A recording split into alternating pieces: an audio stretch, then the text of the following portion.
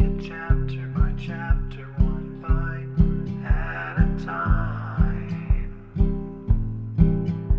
So many adventures and mountains we can climb. Take it word for word, line by line, one bite at a time.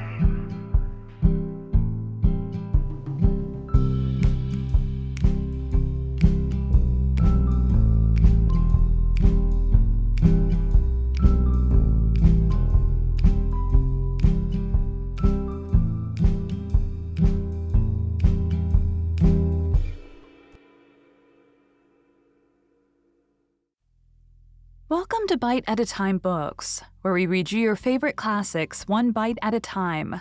My name is Bree Carlile, and I love to read, and wanted to share my passion with listeners like you. If you enjoy our show, be sure to follow us so you get all the new episodes. If you want to see exclusive behind the scenes of our show, follow us on YouTube. We would also love for you to drop us a rating on your favorite podcast platform and share our show with your friends. You can catch us on all the social medias at Bite at a Time Books. We are currently running a contest on our social media for the duration of Season 10 to win a copy of the complete Anne of Green Gables series. Today, we will be continuing Anne of Green Gables by Lucy Maud Montgomery. Chapter 22. Anne is invited out to tea. "And what are your eyes popping out of your head about now?" asked Marilla when Anne had just come in from a run to the post office. "Have you discovered another kindred spirit?" Excitement hung around Anne like a garment, shone in her eyes, kindled in every feature. She had come dancing up the lane like a wind-blown sprite through the mellow sunshine and lazy shadows of the August evening. "No, Marilla, but oh, what do you think? I am invited to tea at the manse tomorrow afternoon. Mrs. Allen left this letter for me at the post office.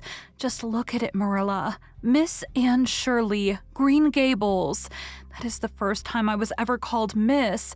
Such a thrill as it gave me. I shall cherish it forever among my choicest treasures.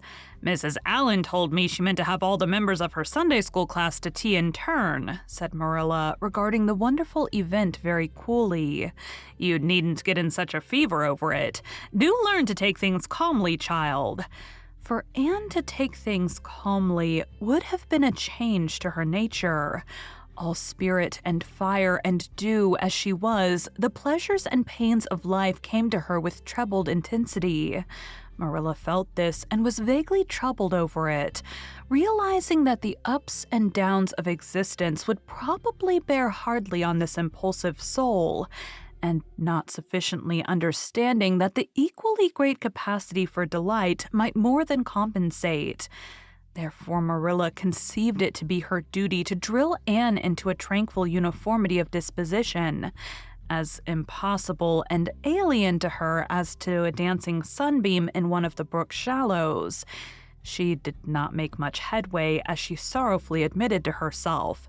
The downfall of some dear hope or plan plunged Anne into deeps of affliction. The fulfillment thereof exalted her to dizzy realms of delight. Marilla had almost begun to despair of ever fashioning this waif of the world into her model little girl of demure manners and prim deportment. Neither would she have believed that she really liked Anne much better as she was. Anne went to bed that night speechless with misery because Matthew had said the wind was round northeast, and he feared it would be a rainy day tomorrow. The rustle of the poplar leaves about the house worried her. It sounded so like pattering raindrops and the full faraway roar of the Gulf, to which she listened delightedly at other times, loving its strange, sonorous, haunting rhythm, now seemed like a prophecy of storm and disaster to a small maiden, who particularly wanted a fine day. Anne thought that the morning would never come, but all things have an end. Even nights before the day on which you are invited to take tea at the manse, the morning, in spite of Matthew's predictions, was fine, and Anne's spirits soared to their highest. "Oh, Marilla, there is something in me today that makes me just love everybody I see," she exclaimed as she washed the breakfast dishes. "You don't know how good I feel. Wouldn't it be nice if it could last? I believe I could be a model child if I were just invited out to tea every day. But oh, Marilla, it's a solemn occasion too. I feel so anxious. What if I shouldn't behave properly? You know I never had tea at a manse before, and I'm not sure that I know all the rules of etiquette. Although I've been studying the rules given in the etiquette department of the Family Herald ever since I came here. I'm so afraid I'll do something silly or forget to do something I should. Would it be good manners to take a second helping of anything if you wanted to very much?" "The trouble with you, Anne, is that you're thinking too much about yourself. You should just think of Mrs. Allen and what would be nicest and most agreeable to her," said Marilla, hitting for once in her life on a very sound and pithy piece of advice. Anne instantly realized this. "You are right, Marilla. I'll try not to think about myself at all." Anne evidently got through her visit without any serious breach of etiquette, for she came home through the twilight under a great high-sprung sky gloried over with trails of saffron and rosy cloud, in a beautiful state of mind, and told Marilla all about it happily, sitting on the big red sandstone slab at the kitchen door with her tired curly head in Marilla's gingham lap. A cool wind was blowing down over the long harvest fields from the rims of furry western hills and whistling through the poplars. One clear star hung over the orchard, and the fireflies were flitting over in Lover's Lane, in and out among the ferns and rustling boughs. Anne watched them as she talked, and somehow felt that the wind and stars and fireflies were all tangled up together into something unutterably sweet and enchanting. "Oh, Marilla, I've had a most fascinating time. I feel that I've not lived in vain, and I shall always feel like that even if I should never be invited to tea at a manse again. When I got there, Mrs. Allen met me at the door. She was dressed in the sweetest dress of pale pink organdy, with dozens of frills and elbow sleeves, and she looked just like a seraph. I really think I'd like to be a minister's wife when I grow up, Marilla. A minister mightn't mind my red hair because he wouldn't be thinking of such worldly things.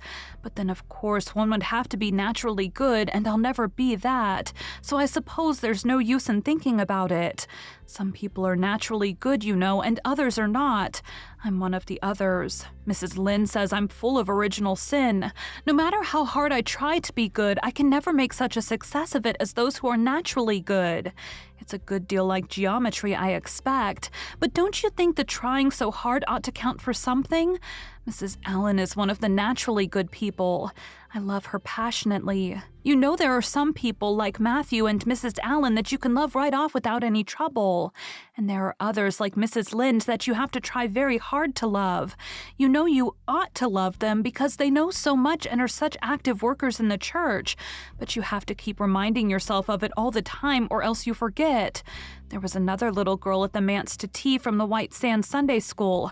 Her name was Laurette Bradley, and she was a very nice little girl. Not exactly a kindred spirit, you know, but still very nice. We had an elegant tea, and I think I kept all the rules of etiquette pretty well. After tea, Mrs. Allen played and sang, and she got Loretta and me to sing too. Mrs. Allen says I have a good voice, and she says I must sing in the Sunday school choir after this. Can't think how I was thrilled at the mere thought. I've longed so to sing in the Sunday school choir as Diana does, but I feared it was an honor I could never aspire to. Loretta had to go home early because there's a big concert in the White Sands Hotel tonight, and her sister is to recite at it. Loretta says that the Americans at the hotel give a concert every fortnight in aid of the Charlottetown Hospital, and they ask lots of the White Sands people to recite. Loretta said she expected to be asked herself someday. I just gazed at her in awe. After she had gone, Mrs. Allen and I had a heart-to-heart talk. I told her everything about Mrs. Thomas and the twins and Katie Maurice and Violetta and coming to Green Gables, and my trouble over geometry. And would you believe it, Marilla? Mrs. Allen told me she was a dunce at geometry too. You don't know how that encouraged me. Mrs. Lynde came to the manse just before I left, and what do you think, Marilla? The trustees have hired a new teacher, and it's a lady. Her name is Miss Muriel Stacy. Isn't that a romantic name? Mrs. Lynde says they've never had a female teacher in Avonlea before, and she thinks it is a dangerous innovation. But I think it will be splendid to have a lady teacher, and I really don't see how I'm going to live through the 2 weeks before school begins. I'm so impatient to see her. Thank you for joining Bite at a Time Books today, while we read a bite of one of your favorite classics. If you enjoy our show, be sure to follow us so you get all the new episodes. If you want to see exclusive behind the scenes of our show, follow us on YouTube. We would also love for you to drop us a rating on your favorite podcast platform and share our show with your friends. You can catch us on all the social medias at Bite at a Time Books. We are currently running a contest on our social media for the duration of Season 10 to win a copy of the complete Anne of Green Gables series. Again, my name is Bree Carlile, and I hope you come back tomorrow for the next bite of Anne of Green Gables.